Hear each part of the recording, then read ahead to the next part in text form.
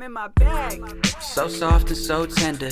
Daddy in the kitchen and he told me, son, listen. He said, you don't have to play the part that they wrote for you. You don't have to play the... Hello, everyone. I'm Rich Robbins.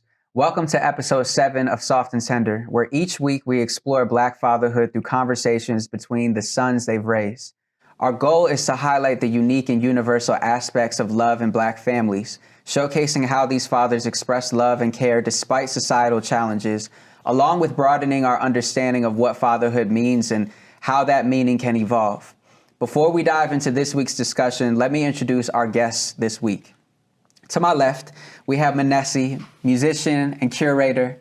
To my right, we have Jihad, Kheperu, writer and producer. And to my far right, we've got Chairman Allen, artist, father, and founder of KNVS House. Gentlemen, thank you for joining me. Thanks for having us. How y'all feeling? Good to be here. Blessed. Good. I want to start off the conversation by just explaining to the audience real quick who your primary father figure was growing up. And the way that I want to do it for this episode is just tell us one quality about their identity that you feel like is the strongest quality about their identity, right? So for me, I think it is my father's patience. I think that is one of the strongest qualities that he has. Last week, I talked about my father's faith, too, that being one of the strongest qualities that he has as a man, right? Manasseh, I'll throw it over to you first. Who tell us a little bit about your primary father figure and maybe the strongest quality of his identity. So I have two. Mm-hmm. One, I would say he's a lot of fun. He's a lot of fun. He's a big kid. And that always have stuck with me. And another one, I would say faith as well. He's my pastor forever. He's my uncle. And we may not talk all the time, but he'll text me just the longest paragraph of encouraging words, and I needed it right in that moment. Yeah.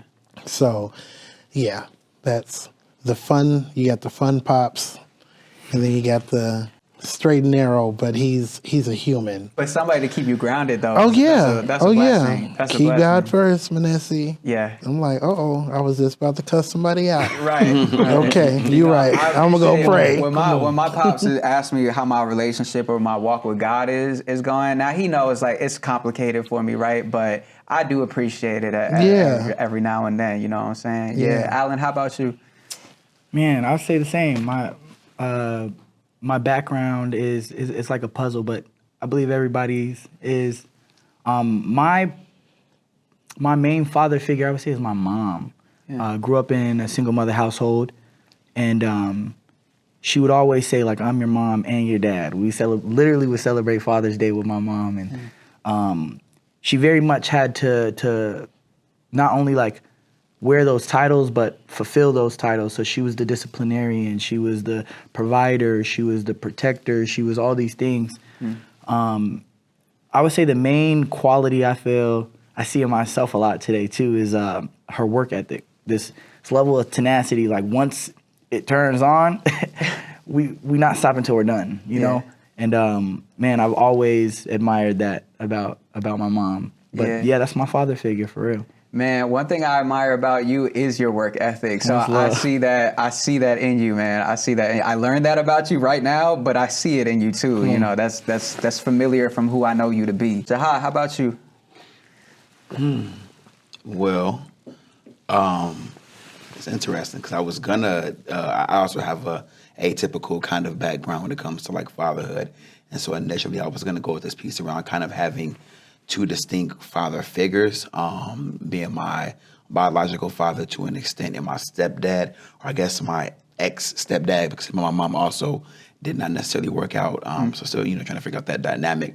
But then you said your mother, and I was like, damn, well, I honestly had never considered my mother in the father figure role, but looking at what she provided in those spaces, a lot of what she did was probably very typical, more so what I would take from a father figure, just given the actual dynamics I had with my dad and stepdad. And I appreciate how y'all are even deciphering what a father is, right, and what that could be.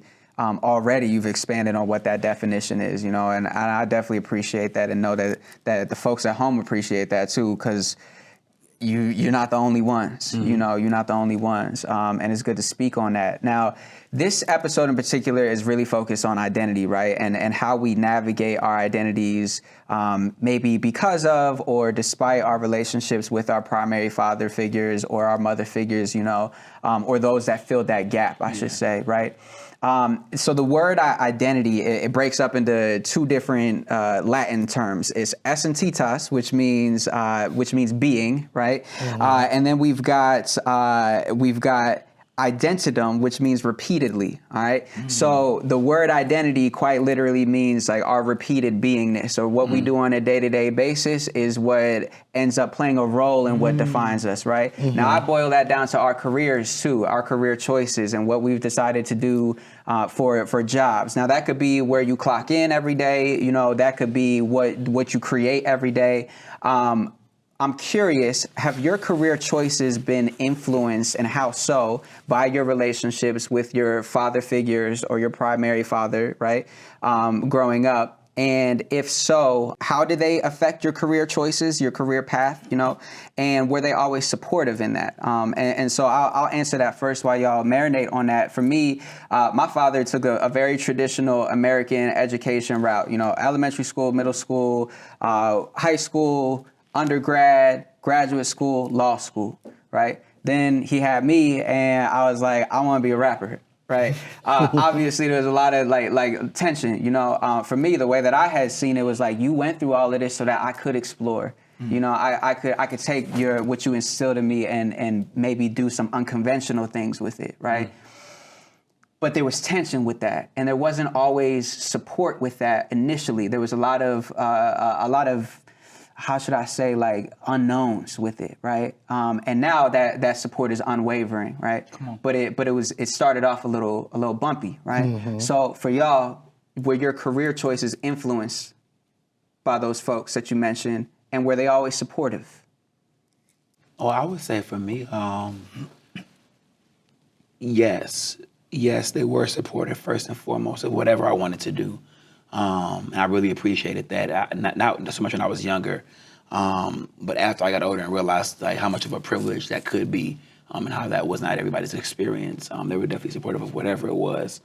I think that I do a lot of different work, and in some ways I find it kind of ironic because the work that I love to do the most, the writing, the producing, that's exactly what my biological father did for a living and does for a living. Okay.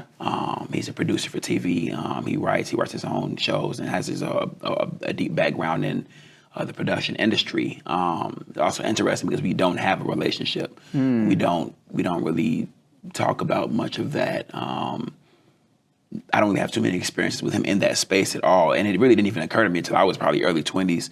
That like, wow, he does that too. You know, that's how I would say distant our relationship is at times. Where I'm like, I didn't even think about the fact that you also do what I really, really love to do. But I also do work in the community. So right now I do regional management work for a social service agency as well. And that I would say is heavily influenced by my stepdad and also by my mom. You know, just their work. They're teachers by nature or by trade. So, you know, that's just been their whole thing is like working in Black communities with Black kids and, you know, figuring that space out. So it's interesting how those, you know, both those spaces kind of, you know, inform each other. It's interesting. And it's really interesting to kind of walk a similar path of somebody who is related to you, but you don't necessarily have a lot of connection with. There's something to that. Something to that. Yeah. Manasseh, how about you? Yeah. Yes and no. So since we bringing in Mama, because I mean, so my father no longer here. He hasn't been here for a very long time. I don't even have memories with him enough to be influenced. But my mom, she was a social worker. She sang. She was a musician. Like, she could do it all. And she fed people. Yeah. She tutored people. At some point, I found myself doing the same things. Yeah. And my uncle, who became my guardian after her passing, He works for one of the biggest social service agencies, and I wouldn't say agencies, but like outreach, Salvation Army.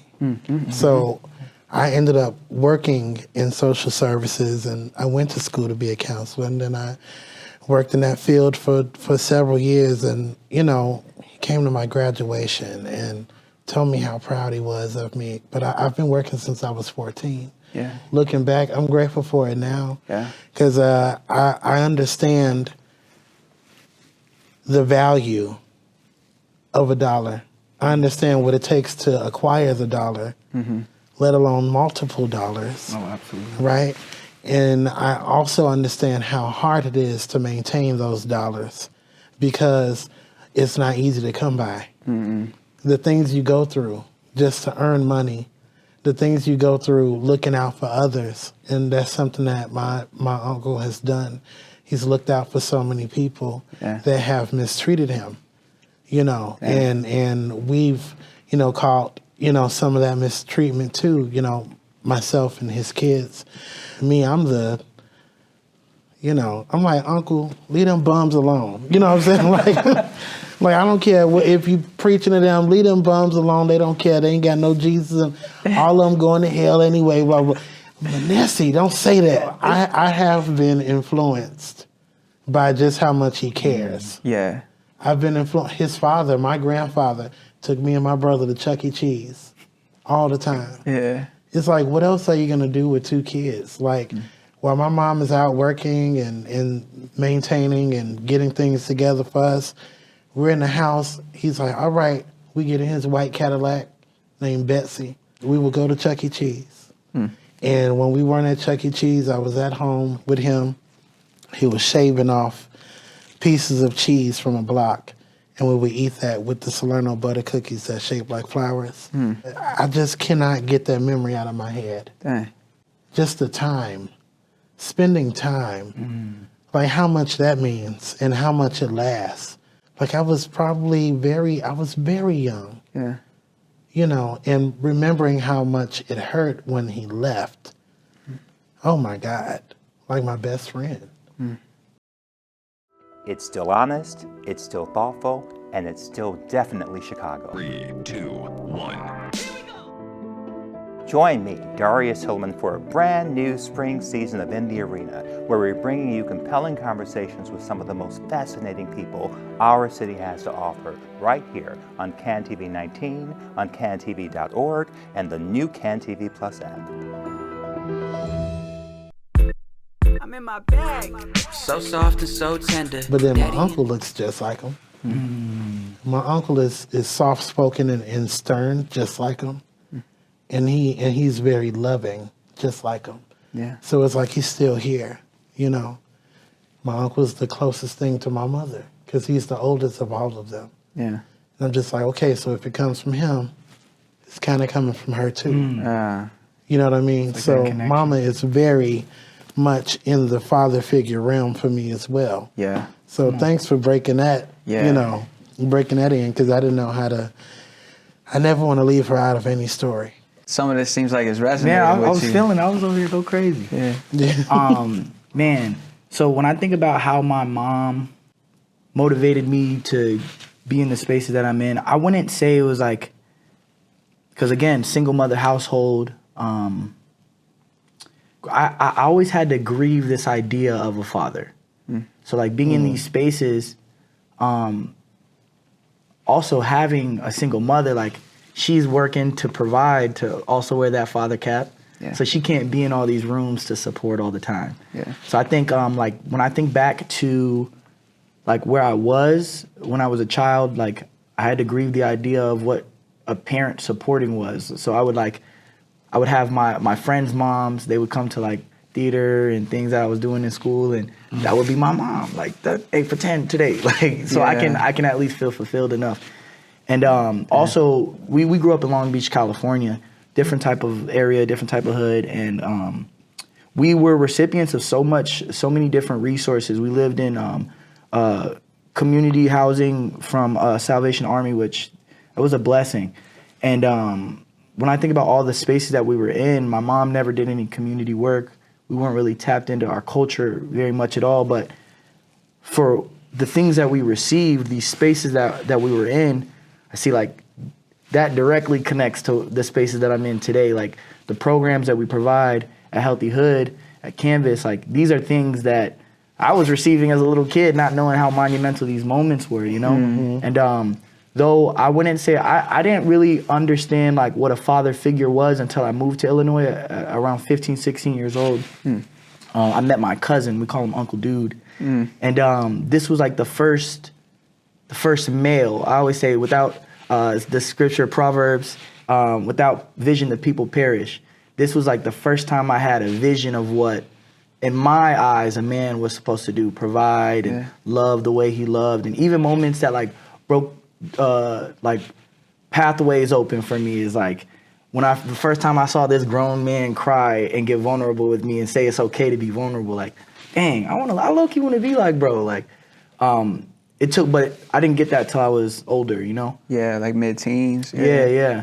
I was already having a baby at that time. Like I had a child super duper early. 16 is when Caden was born, my first child. And so I was already in these spaces where I was like called to be a man, you know, called to be a father, called to be a provider, and still not necessarily having any examples of it except for my mother, again, very much. And she can only do so much as a woman, you know? So like, though she could fill certain voids or we could see it, because from like my experiences, this is what I understood a father to be. Yeah. Like the things that this woman has done. And I still didn't like quite know what that looked like because I didn't have an example of what that was. I had my example, like my mother, but still not the father, you know? Yeah. But yeah, like when I think back to what inspired me, I would say those spaces that I was placed in, like being in spaces where, like in my reality, I know we was broke. Like I was in these spaces like, oh, go crazy. Yeah. They giving out free toys today. We get free food today. Yeah. I'm not complaining about nothing. It's so cool.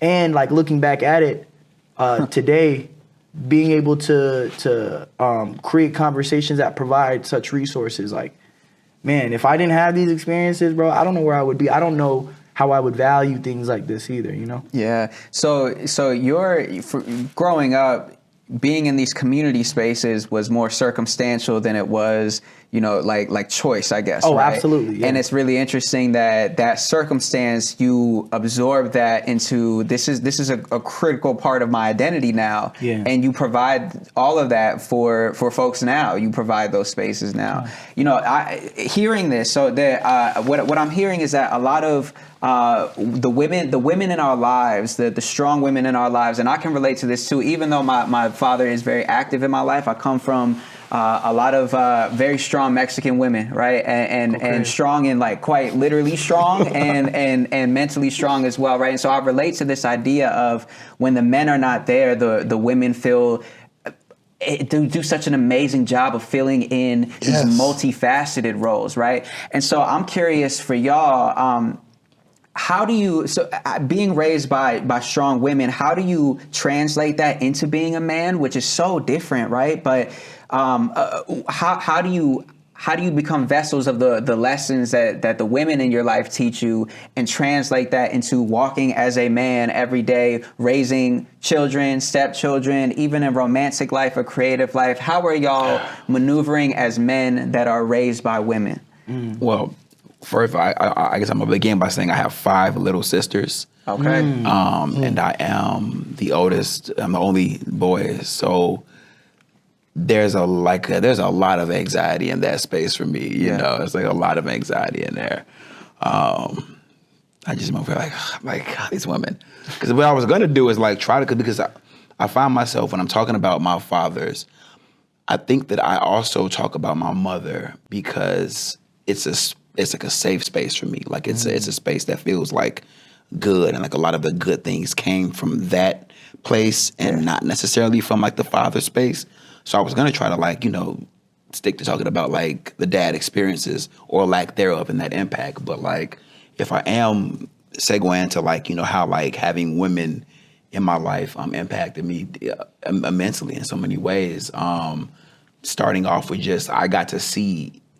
And I think that very often what I've learned recently is that men often have been taught what women need from men. And so we often, have these like romanticized ideas about like what it was like for our grandmas and our our aunties and what women these days da da da da da da and we have this vision of like what we've like lost something and I think that comes because we don't really, or historically there hasn't really been a lot of space for like women to really express themselves safely and to share like what it is that they need, want to see, aren't receiving, etc. And so I think that like that was just a big thing right there, just like learning what women need and want to see from you from their perspective, and how like drastically different it is sometimes from like what I am taught by society or what I have come to assume just by being around like men and young men and guys. So like there's been like this, I wouldn't even say like a double consciousness, but like, that idea that I think it was that Du Bois was talking about where like, as a Black American, you have to be both Black and American. There kind of exists the same piece where like when you're raised by women as a man, you have to be a man and also a man for women in some ways, and so that was a huge piece just right there, just showing up for them, how they want to be showed up for is an ongoing journey. I appreciate that you say it's an ongoing journey. There's a lot of evolution for us still. Still, Manasseh. I think that because I've been influenced by just so many loving people, primarily my mom, and then my grandfather, and then the family, we call him Uncle Carl, and then my Uncle Tyrone. I just really think that my being is just well-rounded because of them. Yeah. I think that any kind gesture that has been afforded to me has shaped me. And it's allowed me to be the person that you love. You know what I'm saying? The person that my friends love, the person that my family loves. Like because everything matters to me and everything is connected. Sometimes I feel like that's my mom, or I'll be, singing something in the house, or I'll put everything down and I'll just start writing. And it's like, I can't get out of my head the moment I wrote my first song and my mom would not stop taking me around places to sing it, to family. Men and women giving me hugs, saying, "Oh, nephew, that's so good." Yeah. It just comes back to literally everything that I've been given, even those times that have not been so great. Yeah. Everything that I've been given, watching my mom navigate tough situations and then like losing my granddad, and then like, transitioning to a house full of kids with my cousins, and us just them embracing me and my brother and just loving in on us, and really just like, not necessarily understanding the grief because we're kids losing parents. It's just been an overwhelming amount of love. Sometimes you don't know what to do with it. Yeah. And in those moments where I absolutely hated myself, I had to lean on that. Yeah. I'm Sean Taylor, inviting you to join me each week on the KNTV original series, Hustle, Play, Love. Let's ignite your passions, whether it's in your career, your business, your personal or romantic life. Join the conversation Tuesday at 7:30 p.m. on KNTV Cable Channel 19, or stream live on KNTV.org or on the KNTV Plus app. Experience the power of community television. I'm in my bag. So soft and so tender. What I gather from this group is a lot of emotional intelligence from the men that are sitting here right now. Alan, I wanna close the conversation with you with this question: why is emotional intelligence so important for fatherhood? That's real. I'm a father of 4. I have 3 boys, 1 girl, 2 biological, and then 2 of my bonus babies is what I call them. And my daughter, her name is Apollonia. She has taught me so much. It's my only girl. And I thought I had a pretty great hold on my emotional intelligence until, God gifted me Apollonia. Yeah. Because there's so many things that I have to sit back and ask myself, like, why am I bothered? Like, why do I feel this way? And she's just so smart for her age, bro. She'll hit me with some bars, some gems that I needed. But it's one of the most important things in childhood or in fatherhood, because I believe we're creating what their idea of healthy resolution, what that looks like. We're creating the example, the standard for like how they're gonna process experiences and moments for the rest of their lives. Yeah. If like my mom used to say, "Do as I say, not as I do." It was like the famous saying. And like when we think about how much we've contradicted ourselves as humans, like we're gonna tell you not to spank or not to get in a fight, but then I'm gonna teach you by spanking you. You know, like. So this is how I decipher how to discipline, or if something's wrong, like this is how I react, because this is what I was taught, this is how I was processed. Like we have the ability to not even stop these cycles, but transform these cycles into healthy resolution, like healthy, just healthy practices, And it starts with us. It starts with us. A lot of the times as fathers, we're told that we have to be the disciplinarian. There has to be discipline in the household. There got to be some type of reaction to all the actions that are negative, and they don't always have to be negative. Like, and why are they so big? I watched this one reel, and he was like, this father was talking about, how he has to talk himself down sometimes when he's angry. He's like, who am I? The crayon police? Like, and he just be frying himself. And I think about it, I'm like, man, at what point did we get triggered for these things, and why do they like laughing sometimes? Laughing too loud? Sometimes I'll be in work mode, like, why are you laughing right now? Chill. Why are you enjoying yourself? But then I have to question myself, like, why is it bothering me? Yeah. Low key, I should smile.